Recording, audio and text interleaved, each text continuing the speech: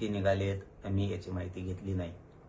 परंतु एक मात्र नक्की सांगतो की हळूहळू मराठवाड्यातला सगळा मराठा 1 वर्षाच्या आत पूर्णचे पूर्ण मराठा समाज हा आरक्षणात जाणार, ओबीसी आरक्षणात, हे मात्र नक्की. 70-80 वर्ष आपल्याला आरक्षण नव्हतंच किंवा मिळू पण दिला नाही. हळूहळू 58 लाख नोंदी निघाल्या, 2-3 कोटी मराठी त्याच्या आरक्षणात गेलेत. आता 17 संस्थांचंही GR निघणार आहे. मराठवाड्याचा सुद्धा हैदराबाद गॅजेटियरचा GR निघालाय.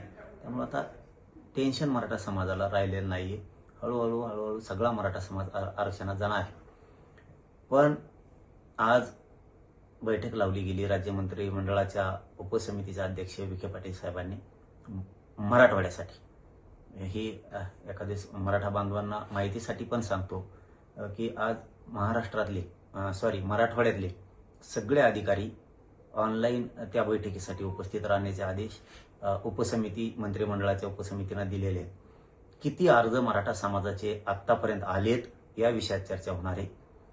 नोंदी किती सापडल्यात याविषयी चर्चा होणार आहे. म्हणजे शिंदे समितीने सापडलेल्या नोंदी किती आहेत याबद्दल, का सापडल्याच नाहीत, का सापडल्या, का सापडित नाहीत, शिंदे समिती का शोध घेत नाही, यावर सुद्धा आज चर्चा होणार आहे.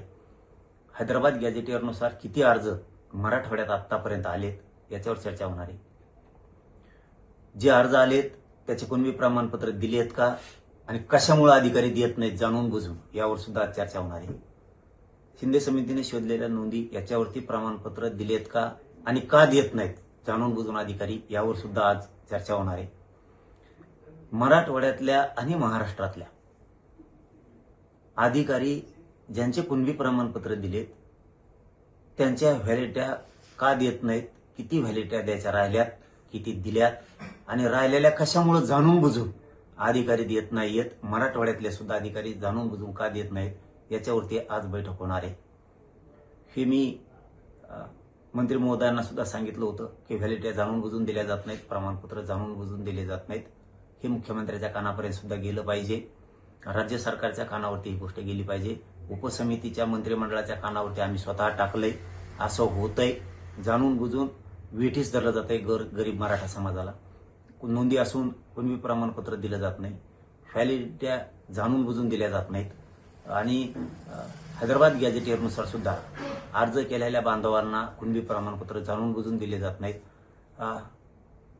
धाराशिवचे एक अधिकारी तर जाहीरपणानं सांगतात की आम्हाला एसओपीच नाही आली. किती पागलपणाचं लक्षण आहे त्या अधिकाऱ्याचं. ज्यावेळेस GR निघाला त्याच वेळेस एसओपी आलेली असते. जाणून बुजून टाळाटाळी त्या अधिकाऱ्यांकडून. मला आता त्यांनी इथून पुढे सुधारावं म्हणून मला नाव घ्यायचं नाहीये त्यांचं, कारण त्यांना नाव घेतलं तर पुन्हा चौकशीच्या फेऱ्यात ते अधिकारी येऊ शकतात. गोरगरिबावर असा अन्याय करायला नाही पाहिजे.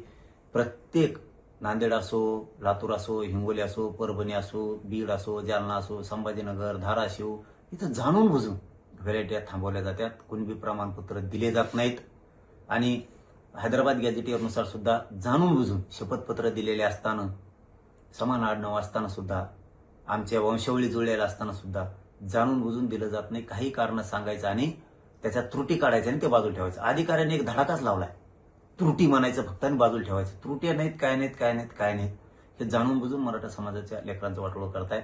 त्याबद्दल आज राज्य मंत्रिमंडळाच्या उपसमितीची ऑनलाईन बैठक होणार आहे. त्याला विखे पाटील साहेब सुद्धा राहणार आहेत आणि मराठवाड्यातले सगळे अधिकारी उपस्थित राहण्याचे त्यांना आदेश केलेले आहेत आणि महाराष्ट्रातले सुद्धा उपस्थित राहण्याचे आदेश केलेले आहेत असं मला त्यांनी सांगितलंय.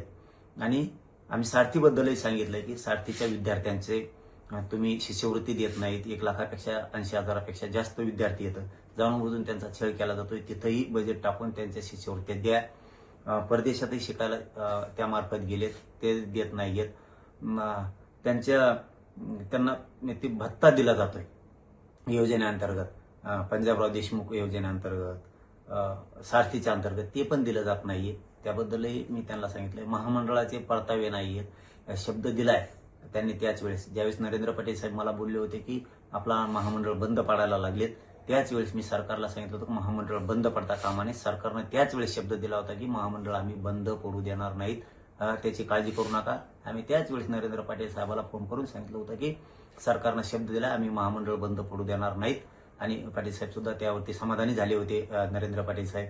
आणि आम्ही त्यांना हे सांगितलं होतं की तुम्ही परतावे पटापट द्या, LY सुरू करा. आता तेही सुरू करतो म्हणून ते पण सांगितलंय.